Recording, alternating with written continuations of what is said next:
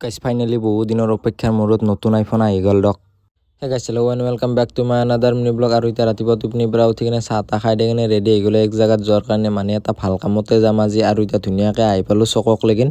আৰু গাইজ এতিয়া বহুত টাইম টেম্পু ৰখাৰ পিছত ফাইনেলি এখন টেম্পু আহিল দক। আৰু এতিয়া ধুনীয়াকৈ আহি পালোঁ বৰমা। আৰু এতিয়া বৰমাত মই আকলা নাই, মোৰ লগত এইও আহিছে। আৰু আজি একদম হাঁহি আছে কাৰণ আমি যাই আছোঁ মোবাইল ল'বৰ কাৰণে। গাইজ এতিয়া ধুনীয়াকৈ আহি পালোঁ মোবাইলৰ দোকান। আৰু মোবাইলৰ দোকান আহিকে উলিয়াই লৈছোঁ এতিয়া iPhone 15, কাৰণ আমি iPhone 15 এটা ল'ম। আৰু এতিয়া ধুনীয়াকৈ পইচাটো গণি কেনে পে'মেণ্টটো কৰি ল'লোঁ। আৰু এতিয়া ধুনীয়াকৈ আমাৰ মোবাইলটো আনবক্সিং কৰি আছে। আৰু এতিয়া মোবাইলটো মই লোৱা নাই দক গাইজ, আমাৰ এই লৈছে মোবাইলটো।